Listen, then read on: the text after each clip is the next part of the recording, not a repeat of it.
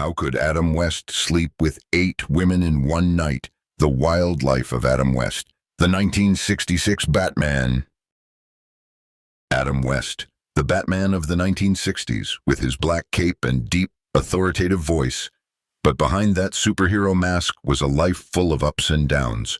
From a bitter childhood in Washington, to the peak of fame mixed with crazy sex scandals, then plunging into the abyss, and finally, an inspiring comeback. Imagine a young boy from a wheat farm in Walla Walla, Washington, becoming a screen superhero, but also a sexual vampire, as his co-star Burt once called him. The stories about him aren't just about fighting crime, but also wild nights with 8 women at once.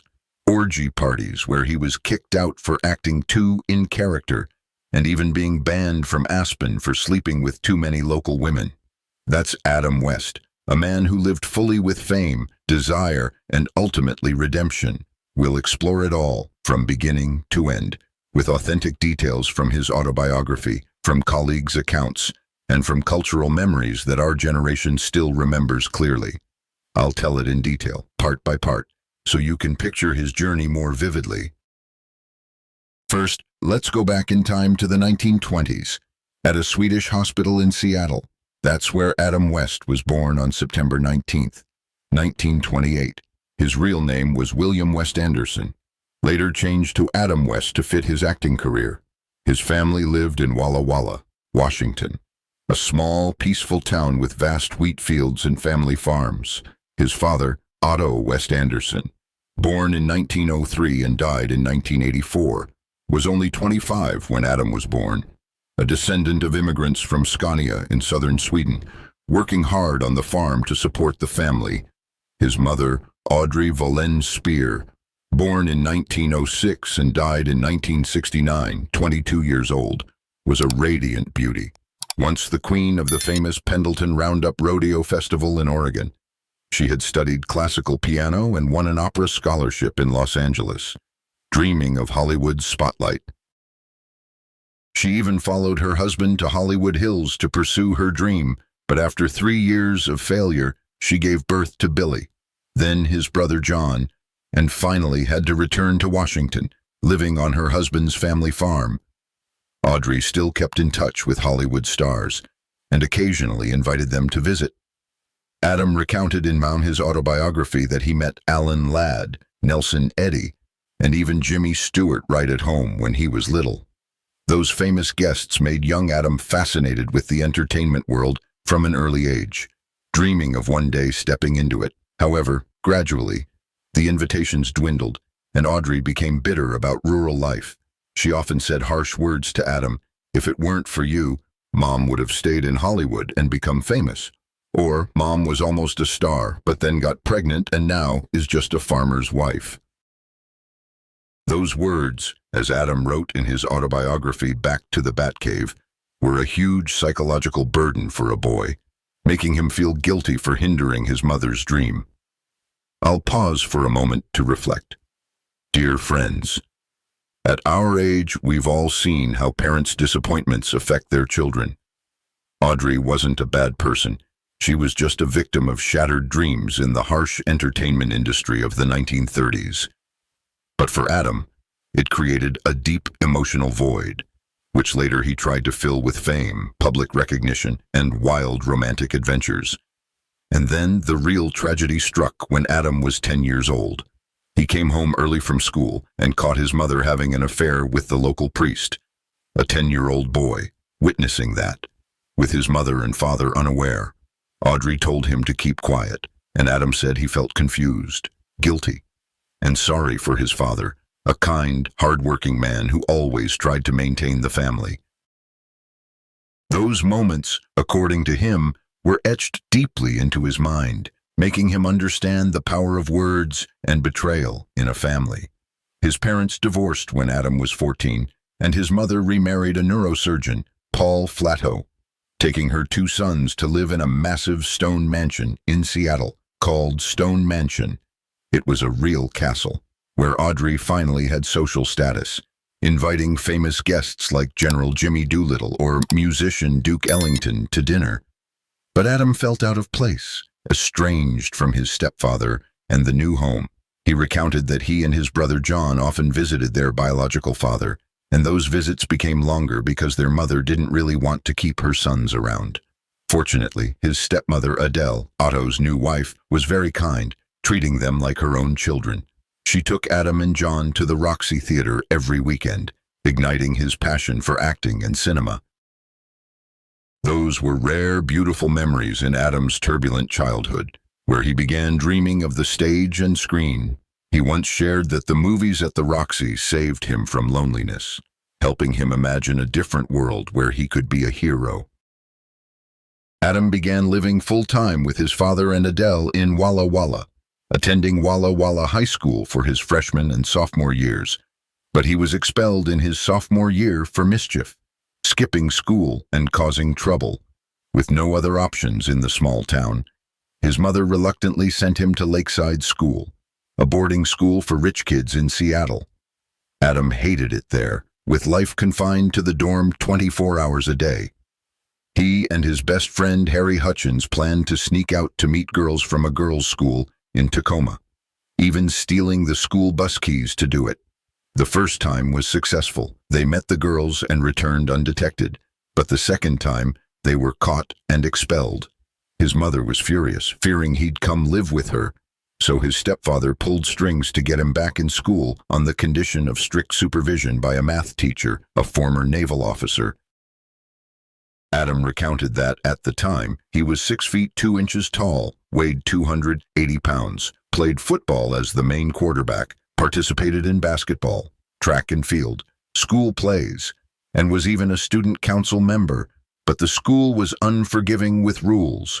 He graduated in 1946, described in the school yearbook as the best-dressed guy, with a deep, smooth voice, a distinctive walk, and the most like Clark Kent. An interesting coincidence, since later he would become the superhero Batman, a rival to Superman in the DC universe. After graduation, Adam borrowed his stepmother Adele's car, and with Harry drove straight to California, pretending to attend summer school in Santa Barbara, but actually just to have fun on the beach, flirt with girls, and enjoy youth. Those summer months were full of freedom, with California's sun and wind and first life adventures helping him forget family troubles. Returning to Walla Walla, he attended Whitman College, joined the Beta Theta Pi fraternity, worked summers at a canning factory and farm to earn money. In his senior year, he married his college girlfriend, Billy Lou Yeager, a girl from the same school, in 1950. After graduating in 1951, they lived at his grandparents' house in Walla Walla. Billy worked at Sears. Adam was a local radio announcer with his characteristic smooth voice. Just 6 weeks in, that voice caught the attention of a station in Sacramento, inviting him to host his own show. He quickly became popular, but was fired after a year for goofing off on air, doing crazy stunts.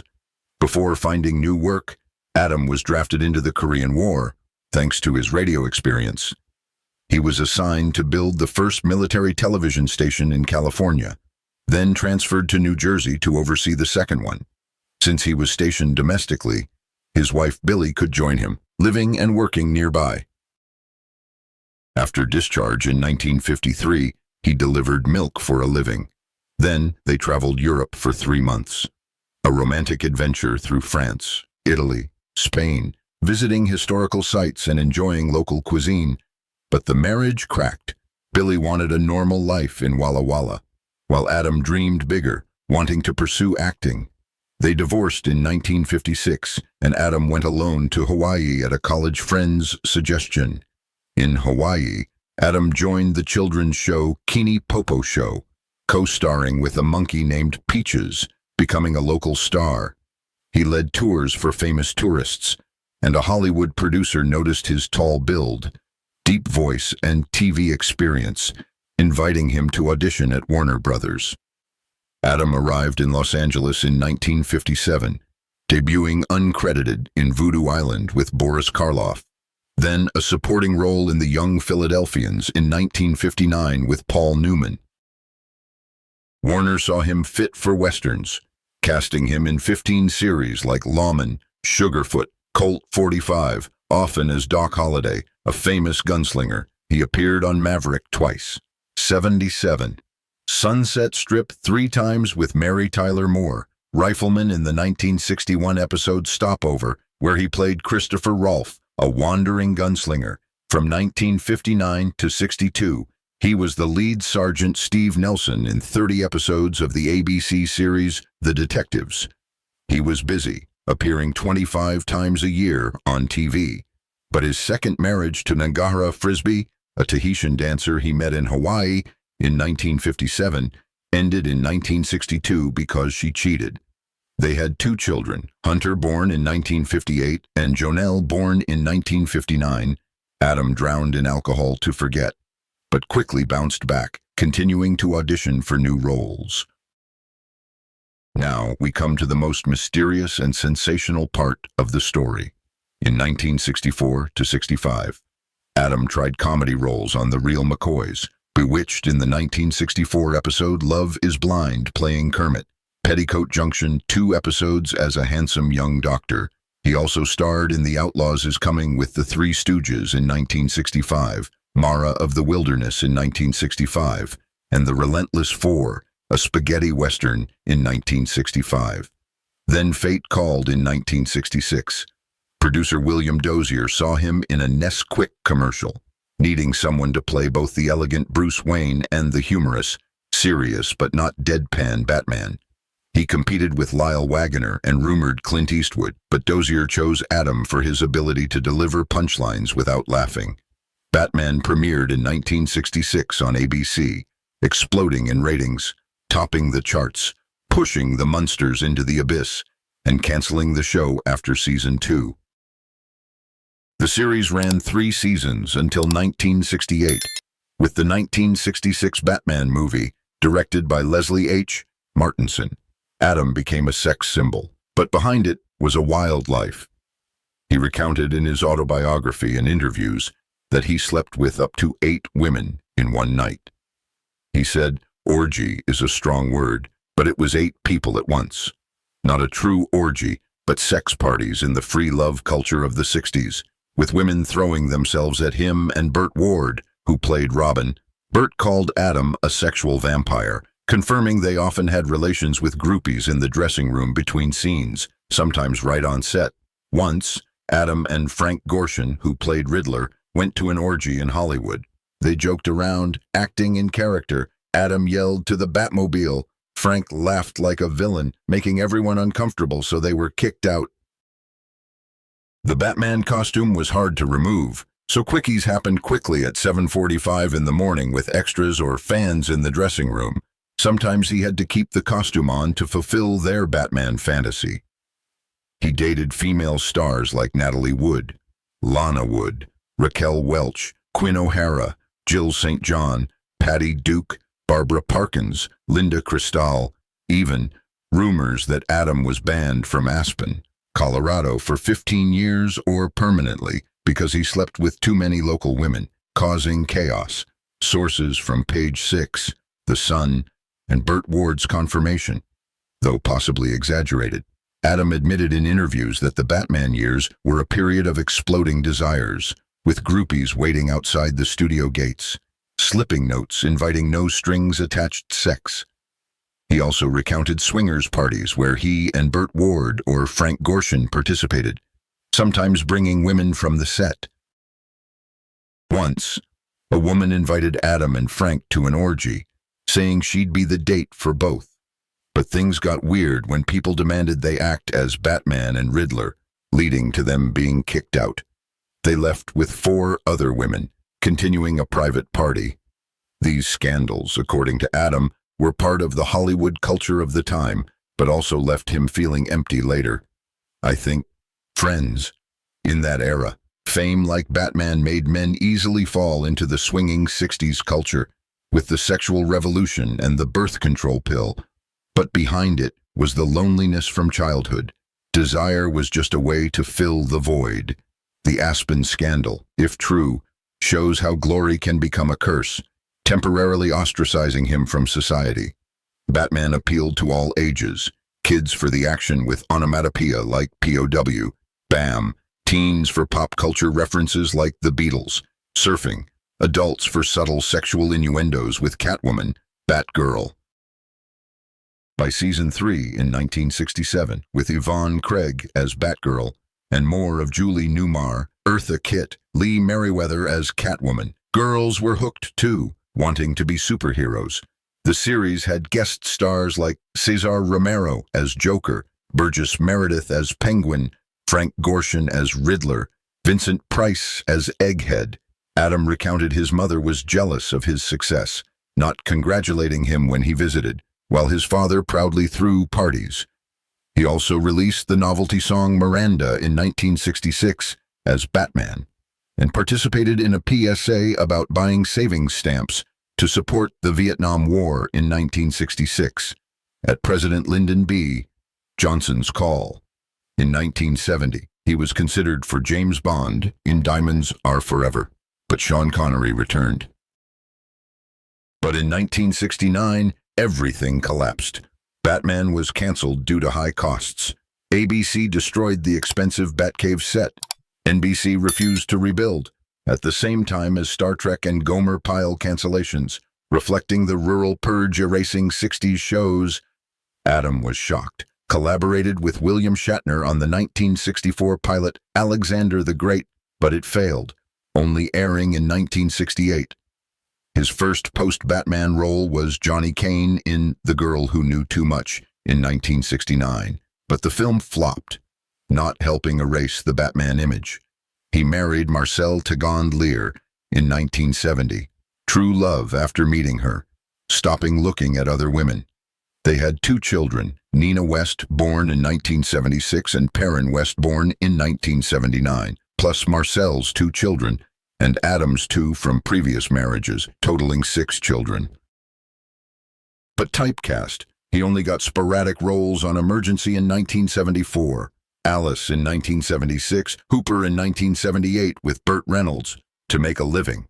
He did events, dressing as Batman as a circus ringmaster, being shot from a cannon in Evansville, rock bottom in 1979, making him quit drinking and decide to only appear where he was respected.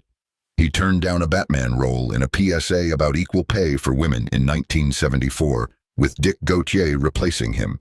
From the 80s, he voiced Batman in animated Super Friends in 1984, Superpowers Team in 1985, appeared on Laverne and Shirley, Love Boat, Fantasy Island. By 1986, the 20th anniversary of Batman, fans returned in droves at Comic-Cons, precursors to Comic-Con. He was on The Last Precinct in 1986 as Captain Rick Wright, only 8 episodes. Throughout the 80s-90s, he increased from 1 to 6 roles per year, voicing a Batman parody on The Simpsons in 1992, Johnny Bravo in 1997 as himself, Fairly Odd Parents in 2002 as recurring Catman, SpongeBob in 2009 as Young Mermaid Man. Seth MacFarlane brought him into Family Guy in 2000 as the goofy Mayor Adam West, 108 episodes until 2017, with funny quotes like, "I love this job more than I love taffy," and "I'm a man who enjoys his taffy," or "prepare to meet your maker at the hands of my cat launcher." He also voiced in Batman, Return of the Caped Crusaders in 2016 with Burt Ward and Julie Newmar, and New Adventures of Batman in 1977, Legends of the Superheroes in 1979. In 2012, he received a star on the Hollywood Walk of Fame with his family, wife Marcelle, 6 children, 5 grandchildren, 4 great-grandchildren. On Facebook, he shared his life, Sunday cooking, gratitude to fans for saving him from typecasting. He passed away on June 9, 2017 from leukemia, 88 years old, surrounded by family in Los Angeles after a short but brave battle.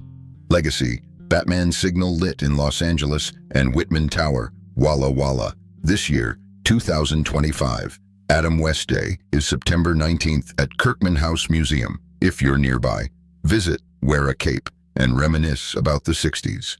He was honored with a star on the Hollywood Walk of Fame in 2012, and the city of Walla Walla declares Adam West Day annually on his birthday. Adam's life teaches us that success isn't eternal peak. From scandals to family happiness, he redeemed himself with resilience. He once said, "Batman was the best thing that ever happened to me, and the worst." But in the end, he found peace in family and cultural legacy. I want to emphasize that Adam West wasn't just Batman, but also a devoted father and husband in his final marriage lasting nearly 50 years. He had a total of 4 biological children and 2 stepchildren from Marcel, and he was always proud of his family. In his later years, he participated in many animated projects, like voicing in the Goosebumps series in 1995, Rugrats in 2003, and Kim Possible in 2006. He also appeared in live-action films like Aloha, Scooby-Doo in 2005, and Chicken Little in 2005. His legacy includes roles in pop culture, with parodies and cameos in The Simpsons, Family Guy, and even Batman, the Brave and the Bold in 2009, where he voiced Thomas Wayne. He wrote his autobiography Back to the Batcave in 1994, detailing the Batman journey and post-challenges. His sex scandals, though shocking, were part of the era, and he overcame them to become an inspiring icon for generations. If you have memories of Batman, share below. See you in the next video, where we explore more old Hollywood secrets. And remember, no matter how wild life gets, always be your own superhero.